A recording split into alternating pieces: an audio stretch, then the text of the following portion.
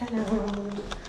خب من برگشتم تهرانم و حدوداً یه هفته ای هستش الان 10 روز شده که تهرانم. دیگه دیدم خیلی داره بیکاری به هم فشار میاره.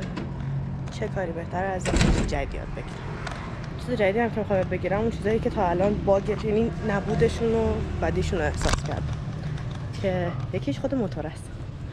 بله امروز میخوام برم اولین جلسه موتور سواری رو یاد بگیرم و تا جایی که میتونم سعی دارم ازش ولاگ درست کنم، یعنی فیلم بگیرم اصلا ببینید چه جوریه و اگه هم خیلی جای باحالی بود که حتما به همتون میگم. بریم با.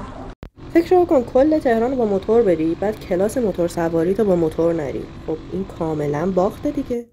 بعد اصلا مسیر تو اتوبان واقعا حال میده. اصلا ماشینا رو نگاه کن. یه خفن ترین و باحال ترین قسمتایی هم که من دوستش دارم خود تونل صدره. اینجوری که شما میری بعد یه نور زیادی میاد. چه قشنگ شد. بعد قسمت جالب اینه که شما تونلی که رد میکنی اصلا آب و هوا عوض میشه، یعنی انگار وارد شهر دیگه. همه چی قبلش خشکه، الان سبز، نمیدونم باد خنک، صدای پرنده، واقعا عجیبه. بودم بعد 45 دقیقه رسیدیم. اینم که میبینید مجبورم سرم کنم اینجا. من که ورودی جاهاشو پیدا کنم خیلی خوب میشه، یعنی کلا مشکل تو پیدا کردنش. جا جالبیه ها، اما خب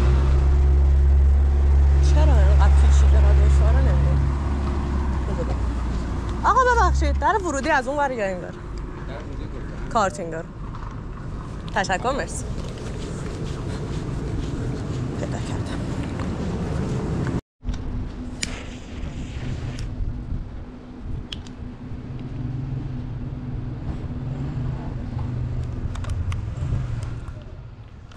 خیلی ذوقشو دارم تا این حد که دارم اشتباه فرمام پر میکنم. به این مجموعه رو داخل اینستاگرام پیداشون کردم. شعبه زیاد داشت. این یکی شعبه‌ای که من رفتم سمت آجودانی است. مسیرش خیلی دوره اما خب قشنگه بجاش. بعد اون تایمی هم که من مثلا همیشه زودتر میرسم تو همه قرارا وایسادم که فرمام پر کنم. بعد تو فرم پرسیده بودش که موتور سواری کردی و خب من موتور سواری کرده بودم. بعد جلوش زده بود چند سال. خب به سال نمیرسم، مداوم نبود، یعنی من هر شهری که میرفتم یه موتورم میگرفتم زیر دستم. بعد دوباره گذشتش نوشته بودش که ورزش حرفه‌ای میکنی، جلوش 2 تا مربع بود که آره یا نه. من اول زدم نه، بعد زدم آره، بعد زدم نه. بگو دقیقاً چیه؟ گفتم ببین ورزش حرفه‌ای میکنه، من به درد اینجا نمیخوره، یعنی مرتبط با اصلا موتور سواری نیست واقعا، تیراندازی با کمان. با همش داشتن میخندیدن که اصلا دو دلی هنوز ورزشکار هستی، ورزشکار نیستی، موتور سواری کردی نکردی. و دیگه یکی از چیزایی هم که اصلا کلا خواستم بیام توی مجموعه موتور سواری یاد بگیرم فقط میتونم بگم لباساشون بود، چون که یه کوچولو استرس داشتم، یعنی میترسیدم که موتور دنده‌ای سخت‌تر باشه من بخوام بیافتم یا هر چیز دیگه‌ای. خب ترجیحاً این بود که با همه تجهیزات لازم حداقل یادش بگیرم که یه کوچولو استرس رو کمش کنم. میدونی چی میگم؟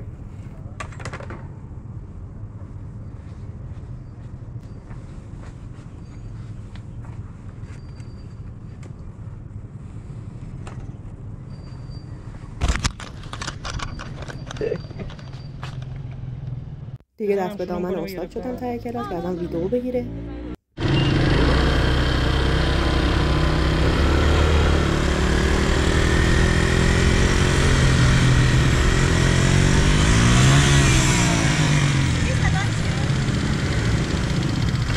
اولین بار بود پشت موتور دنده‌ای نشستم و اینکه اون لحظه هایی که آدم بهش جدیات میگیره یه خیلی میشه، احساس بد بهم نمیداد. به خاطر اینکه همش داشتم یادآوری میکردم بار اولته و واقعیت اینه که اینقدر راحت و خوب بهم یاد داد که برای بار اول خودم از خودم خیلی راضی بودم.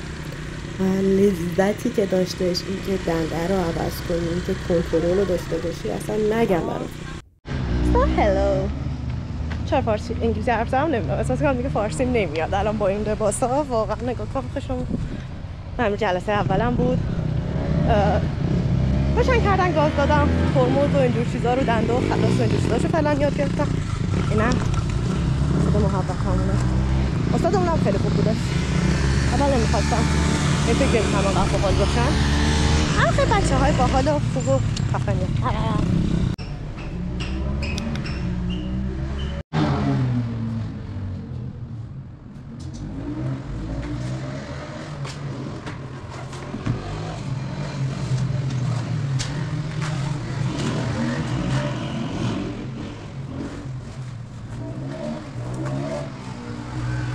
جلسه اول من تموم شد و بریم برای جلسه بعدی. بای بای.